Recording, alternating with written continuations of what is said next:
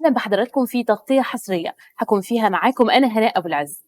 قبل أيام توفت الملكة إليزابيث الثانية أطول ملوك بريطانيا جلوساً على العرش عن عمر يناهز 96 سنة، ومن وقتها لحد النهاردة لسه العالم بيتكلم عن الملكة الراحلة واللي كانت الحقيقة شخصية فريدة واستمرت في الحكم ل70 سنة، أدت فيها أدوار كبيرة وكتيرة على كل المستويات. واحد من الأسئلة اللي بيسألها المتابعين حول العالم هو إيه الروتين اليومي لأكلات الملكة إليزابيث اللي قدرت تحافظ بيه على صحتها خلال السنين اللي فاتت؟ الحقيقة زميلنا رامي نوار بحث كتير وقدر يوصل للشيف العالمي دارين ماكغريدي كبير الطباخين السابق في قصر باكنغهام والشيف الخاص بالملكة الراحلة إليزابيث الثانية والأميرة الراحلة ديانا عشان ننفرد معاه بأول حوار تلفزيوني مع وسيلة إعلامية وعربية ومصرية. Mr. Darren, we welcome you very much to اليوم السابع newspaper and TV, and we offer our sincere condolences for your loss and the world's loss of the beloved Queen Elizabeth II. Thank you. I spent 11 years with the Queen, traveling around the world with her wherever she went, cooking breakfast, lunch, afternoon tea and dinner, and got to know her on a daily basis. And this is a sad loss, not just for me, who saw her all the time, but also for the UK, who's lost a grandmother and a mother, and also the Commonwealth and the world who adored the Queen. Yeah. First of all, you have to tell me, is it true you were a royal chef just by sending a letter to the Queen? I trained at the Savoy Hotel in London, and while I was there, it was the time of the royal wedding. Prince Charles at the time was getting married to Lady Diana Spencer, and we decided to sleep on the Mall and watch the royal wedding. And while we were there, I thought, I want to be a royal chef. I want to work for the Queen. So when I got home, I wrote a letter to the Queen saying, I want to come and be your chef. Not long after, I was working in the royal kitchens, and not long after that, I was traveling around the world with the Queen. Hey, I heard that your first meeting with the Queen was scary. You met her by chance in Balmoral Hall and your heart started to beat and you started reminding yourself that you should call her Your Majesty and not speak unless she spoke first, but a surprise happened. What happened? Yes, I was at Balmoral Castle. I'd just prepared lunch. Went for a walk in the afternoon and saw along the boat path along the river, I saw the Queen, and she had on a headscarf and old clothes, and she was with her corgis. And so I was really nervous. I thought, well, it would be rude to turn around. So I kept walking and thought, well, I need to call her Your Majesty first. After Your Majesty, I call her Ma'am. You speak unless she speaks to you first. And my mother is going to be so excited that I've actually met the Queen.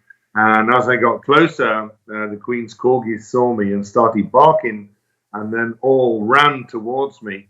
And I was so scared that I just turned and just ran as fast as I could. And I know she loves dogs too much. Yeah, all I could hear above the dogs barking was the Queen laughing. We heard that the Queen used to eat to live and is not a fan of foodie. Is it true that she didn't change her daily eating routine for 50 years? She would have new dishes on the menu, but she wasn't a huge fan of food. She did eat to live rather than live to eat. She wasn't a foodie. And so it was difficult putting new dishes on the menu. On my YouTube channel, I just did a dish that I sent up to the Queen and forgot to send the recipe. And she sent a note back saying, who or what are the veiled farmer's daughters? And I was in so much trouble. So you can tell me who's responsible for setting the menu in the royal palace? So the chefs create the menu. We have a menu book, and we would suggest 3 days worth of food so that we could find out what we needed and order the food and get the food in and prepare it. The Queen would actually decide which dishes she wanted and which ones she didn't. So whenever it was just day to day, that's how we do the menus. If we had any visiting kings, queens, or presidents from around the world, then the menus were done months and months ahead of time using local produce from the gardens at Balmoral and at Windsor, and from Sandringham too. Could you tell me, was there an expression of opulence in the Queen's table, as some would expect champagne, caviar every day? When I joined the Queen, I thought we'd be cooking champagne, lobster, caviar, foie gras every day. But it wasn't like that. When it was a state banquet, that's what she would have on the menu. But when she was on her own, happy just to have like grilled fish with some vegetables, a little bowl of salad, and some sliced fruit. Could you talk with me about your fondest memories and situation with Queen Elizabeth? I have many happy memories of being with the Queen. Like what? Cooking for her at Balmoral Castle, cooking for her at Sandringham, being in the kitchen when she comes to the kitchen and just says thank you for a lovely meal. Thanks for a lovely weekend. The food was wonderful. That always meant so much. We know at one point you moved to Princess Diana Palace and work in her kitchen. I think the difference was big. Do you agree with me? It was much different cooking for Princess Diana. It wasn't so formal. It was a smaller house. No more kings, queens, and presidents. It was lots more charity work. But Princess Diana was much more relaxed, and so she would actually eat in the kitchen sometimes, and Prince William and Harry would come in the kitchen all the time. We are now showing the pictures of the late Princess Diana that she gifted to you. Tell us about this picture and what are your most prominent memories with her? I enjoyed spending 15 years with Princess Diana whenever I saw her at Sandringham, Windsor, when she came to stay with the Queen, but also when I moved across to become her chef after her and Prince Charles at the time separated. So many happy memories with her. The photo that you're showing was from a photo shoot, and afterwards she said, "Which picture do you like?" And I said, "I love this one."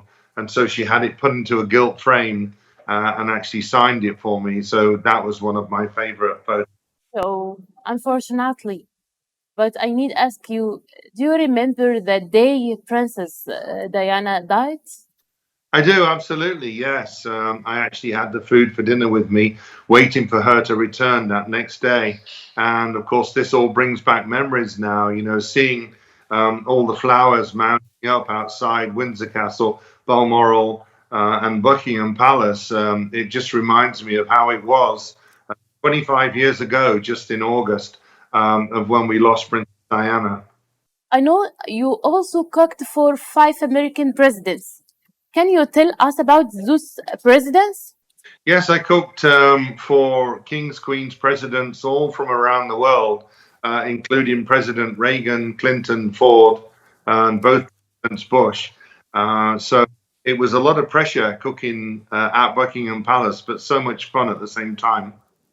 So that's why you have released 2 books, The Royal Chef and Eating Royally. Can you give us an overview of these 2 boxes? The Eating Royally talks about my 15 years cooking for the royal family with the Queen's favorite, Princess Diana's favorite. And then the Royal Chef talks about me living in the United States now in the 20 years that I've been here, all the different recipes and dishes that I've learned along the way. And then on my YouTube channel, Darren Mcgrady, I actually cook all of the different dishes of the royal family's favorites. In the end, and in short words, you worked with the Queen of Britain 11 years. How would you describe these years? Yes, working with the Queen for 11 years, traveling around the world with her to wherever she went and cooking for her on a daily basis was just probably one of the most important times in my life, and so much fun and such an honor to work for her. You appreciate this period of time. you appreciate you worked with her, and as you told me before, when you worked as the first in the palace, you didn't work with in kitchen for her, but you make food for her dog, her horse, maybe, yeah, something like that. When you start working for the Queen, you start at the very bottom. And my first job was actually peeling carrots for the Queen's horse. And Yeah. then after that, I was chopping food for the royal corgis.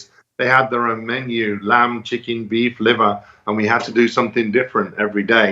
It was a while before I actually got to cook for the Queen. Finally, our colleagues here have a question for you.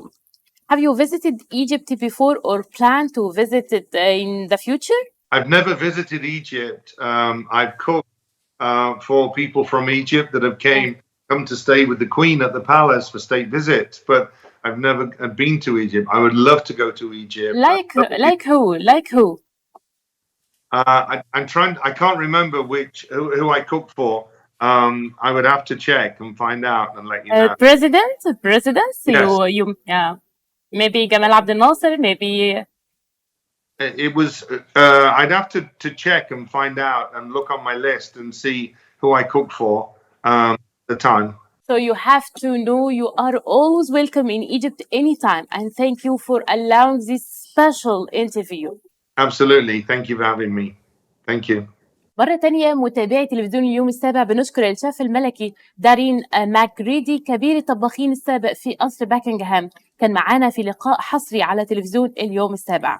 كنت معاكم أنا هناء أبو العز، وانتظرونا في حلقات ولقاءات حصرية جديدة، ومش هننسى نشكر زميلنا رامي نوار على تواصله مع الشيف علشان يكون معانا في أول لقاء ليه مع وسيلة إعلامية عربية مصرية.